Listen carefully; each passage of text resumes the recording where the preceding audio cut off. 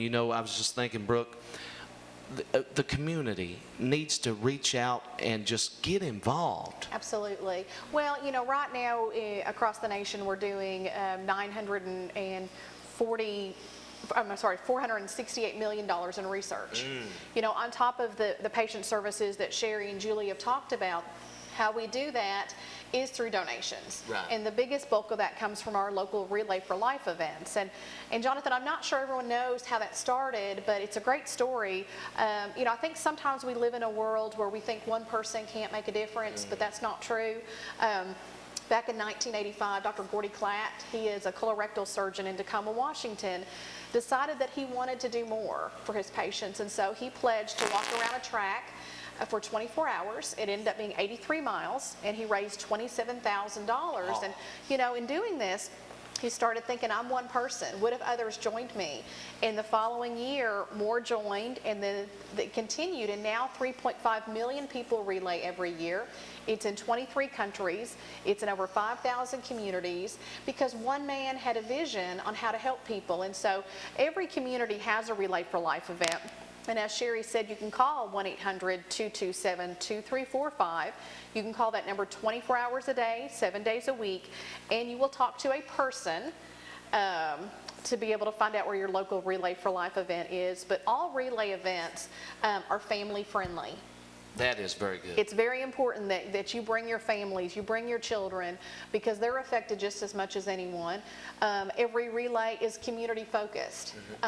Every relay starts with another interesting story, Jonathan, is every relay goes overnight. Oh. And the reason it does is it symbolizes what our cancer friends go through in treatment. So, for example, it's a beautiful afternoon. Life is great, and then darkness falls, and that represents the diagnosis. Right.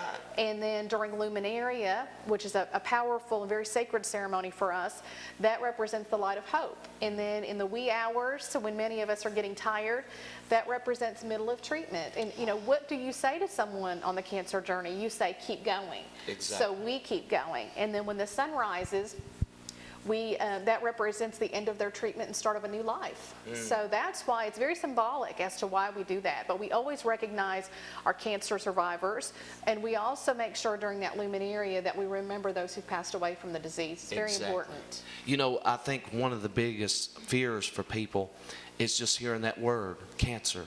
You have cancer.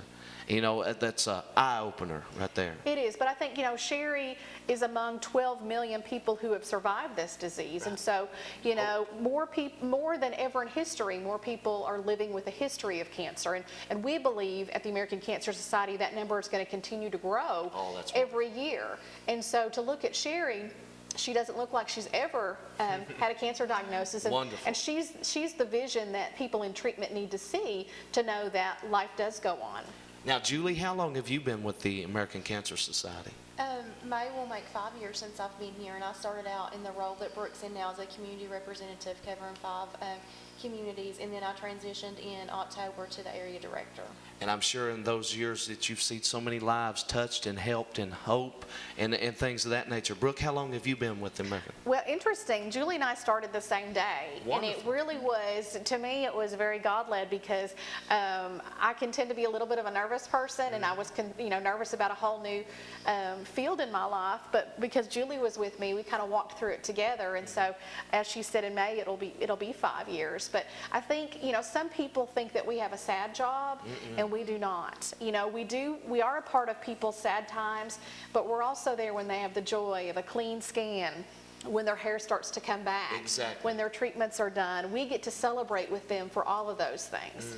Well, and I think it's always important too to note that, like, I've been a volunteer since '99, and I was event chair in my hometown for a couple of years before coming on board with the American Cancer Society, and served in many different roles on the committee. So I think it's important for people to realize that we didn't just walk into these That's roles. right. We had a passion for this long before we Absolutely. came on board. Wonderful. Sherry, how long you been with them? I'm going on my 10th year. 10 years. And I started out first as a survivor when they asked me to be a survivor speaker. And then when I got hired, it was really an interesting story, because I had to go to Louisville for my training.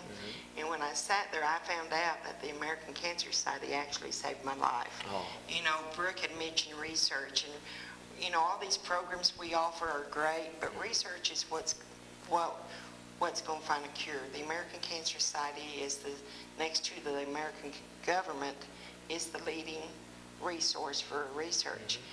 When I was sitting in my training, they named one of the things that they had come out. The year that I was diagnosed, they had just released through research a drug called 5-FU. This drug had been out there, but it had been discovered that if used aggressively with colon cancer patients, they could live to the 5-year mark. I was told I would live 2 years.